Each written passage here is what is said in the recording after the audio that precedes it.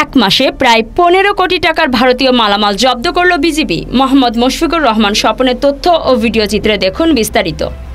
সুনামগঞ্জ সীমান্তে অভিযান পরিচালনা করে গত এক মাসে 15 কোটি টাকার ভারতীয় মালামাল জব্দ করল বিজিবি। সোমবার 30 জুন দুপুরে সুনামগঞ্জ ব্যাটালিয়ন এর ট্রেনিং সিটে এক প্রেস কনফারেন্সে এই তথ্য জানান অধিনায়ক lieutenant colonel AKM Zakaria Kadir.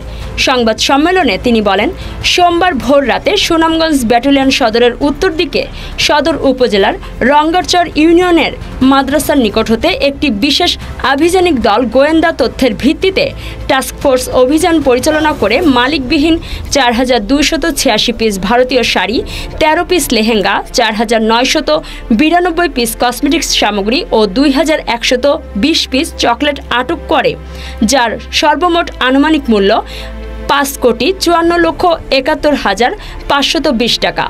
উক্ত অভিযানে সহকারী কমিশনার ও এক্সিকিউটিভ ম্যাজিস্ট্রেট মেহেদী হাসান হৃদয়, সাথে 2 জন পুলিশ সদস্য এবং বিজিবির সহকারী পরিচালক মোহাম্মদ রফিকুল ইসলাম সহ 16 জন বিজিবি সদস্য সহ অংশগ্রহণ করে এসব মালামাল জব্দ করা হয়।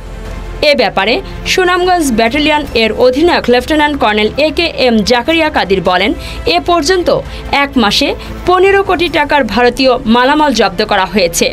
ঊর্ধ্বতন সদর দপ্তরের নির্দেশনা অনুযায়ী সীমান্তে নিরাপত্তা রক্ষা, চোরাচালান প্রতিরোধে বিজিবির আভিযানিক কার্যক্রম ও গোয়েন্দা তৎপরতা সর্বতোভাবে অব্যাহত রয়েছে। আটককৃত ভারতীয় শাড়ি, লেহেঙ্গা, কসমেটিক্স ও চকলেট শুল্ক কার্যালয় সুনামগঞ্জে জমা করার কার্যক্রম প্রক্রিয়াধীন রয়েছে।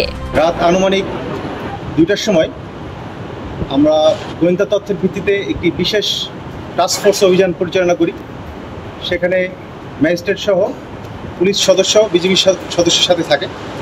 তো গতকাল রাত 2টার সময় আমরা গোয়েন্দা তথ্যের ভিত্তিতে সুনামগঞ্জ সদর উপজেলার রঙ্গারছড়া ইউনিয়নে একটি মাদ্রাসার পাশে একটি টিন শেড গোডাউনে আমরা ভারতীয় অবৈধ পণ্য, শাড়ি, লেহেঙ্গা, কসমেটিক্স,